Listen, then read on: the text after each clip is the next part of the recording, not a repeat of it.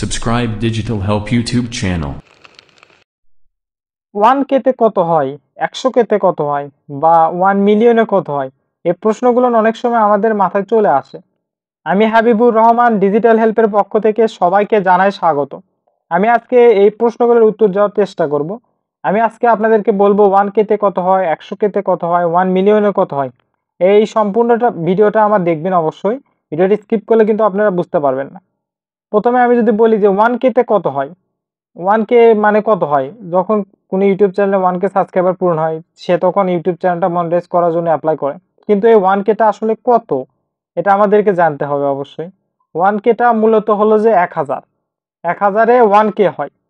1000 টা ইউটিউবে ফেসবুকে যদি আপনার 1000 টা লাইক পড়ে, সেক্ষেত্রে দেখবেন হলো যে 1K লেখা ওঠে। তারপরে আস্তে, আস্তে 1K বাড়তে থাকে। পর্যায়ক্রমে যখন আপনার 100K হবে, তখন সেক্ষেত্রে কত হবে?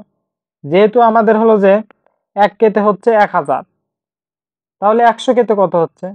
100K তে হবে হলো যে 1 দিয়ে যদি আমরা 100K মানে গুণ করা হয়, তাহলে হবে হলো 1 লক্ষ। মানে 1K তে 1000, 1000 দিয়ে যদি 100 গুণ করা হয়, তাহলে হবে হলো যে 1 লক্ষ। তাহলে 100K তে হচ্ছে 1 লক্ষ বা 1 লাখ যেটাই বলেন। আর 1 মিলিয়নে কত হয়? এটা অনেক সময় দেখা যায় যে একটা ইউটিউব চ্যানেলে যখন 1 মিলিয়ন সাবস্ক্রাইবার পূরণ হয়, সেক্ষেত্রে আমাদের জানার আগ্রহ থাকে যে 1 মিলিয়নটা কত আসলে সংখ্যায়।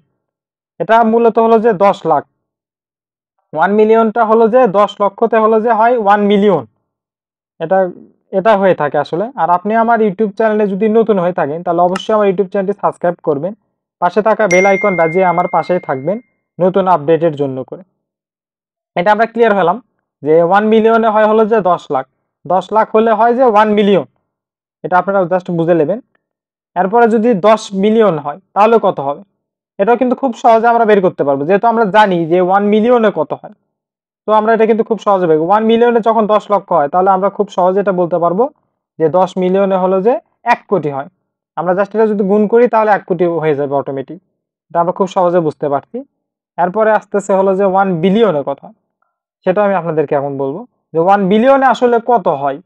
যে অনেক সময় টিভিতে বা পেপারে দেখা যায় যে বিলিয়নিয়ার। এই আসলে বিলিয়নিয়ারটা কত? 1 বিলিয়নে কত টাকা বা এটার সংখ্যায় কত হয়? এটা আমাদের কিউরিওসিটি জাগে যেটা জানার জন্য।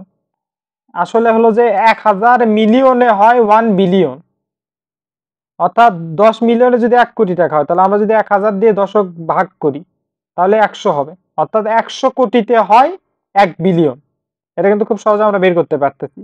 যে 100 কোটিতে হলো যে 1 বিলিয়ন হয় 100 কোটিতে। এটা আপনারা খুব সহজে বের করতে পারবেন আশা করি। আমি যেভাবে বলছি আপনারা জাস্ট বুঝে নেবেন। and 1 ট্রিলিয়ন এটা কিন্তু সবচাইতে বড় এবং এটা অ্যামাউন্টটা অনেক বেশি হয়ে থাকে। এই অ্যামাউন্টটা যদি আমাদের বের করতে হয়, তাহলে আমরা কিভাবে এটা বের করব? তো এটা 100 বিলিয়নে হয় 1 ট্রিলিয়ন। এক্ষেত্রে আমরা 1000 দিয়ে যদি 100 গুণ করি, তাহলে 1 লক্ষ কোটি টাকা হবে। 1 লক্ষ কোটি। অর্থাৎ যেহেতু এটা 1000 বিলিয়নে হচ্ছে হলো যে 1 ট্রিলিয়ন। আমাদের 1 বিলিয়নে কত হচ্ছে? সেটাতে যদি আমরা 1000 গুণ করি, তাহলে কিন্তু 1 ট্রিলিয়ন কত হচ্ছে সেটা কিন্তু অটোমেটিক্যালি আমরা পেয়ে যাব। এখন আমি যদি আপনাদেরকে আবার পুনরায় জিনিসটা বুঝাই, তাহলে 1K তে হচ্ছে কত? 1000। এটা খুব সিম্পল এবং সহজে আমরা বুঝতে পারি যে 1K তে 1000। 100K তে কত হচ্ছে? 1 লাখ। এটা কিন্তু খুব সহজে আমরা বুঝতে পারলাম। 100K যখন হবে তখন সেটা 1 লাখ। 1 মিলিয়ন কত হচ্ছে তাহলে? 1 মিলিয়ন হচ্ছে 10 লক্ষ। এটা খুব সহজে আমরা বুঝে নিলাম। আর 10 মিলিয়ন হবে 1 কোটি।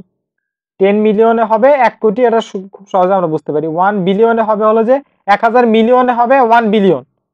এটা জাস্ট আমরা বিলিয়ন দিয়ে যদি গুণ করি, তাহলে পেয়ে যাবো। আর 1 ট্রিলিয়ন কত হবে? তাহলে 1000 বিলিয়নে হবে 1 ট্রিলিয়ন। এটা আমরা এভাবে খুব সহজে বের করে নিতে পারবো। আশা করি আপনি আপনার প্রশ্নের উত্তরটা পাইছেন। যদি আমার ভিডিওটা ভালো লেগে থাকে, তাহলে অবশ্যই আমার ইউটিউব চ্যানেলটি সাবস্ক্রাইব করবেন। পাশে থাকা বেল আইকন বাজিয়ে আমারও সাথেই থাকবেন নতুন আপডেটের জন্য। সবাইকে ধন্যবাদ আমার ভিডিওটি সম্পূর্ণ দেখার জন্য।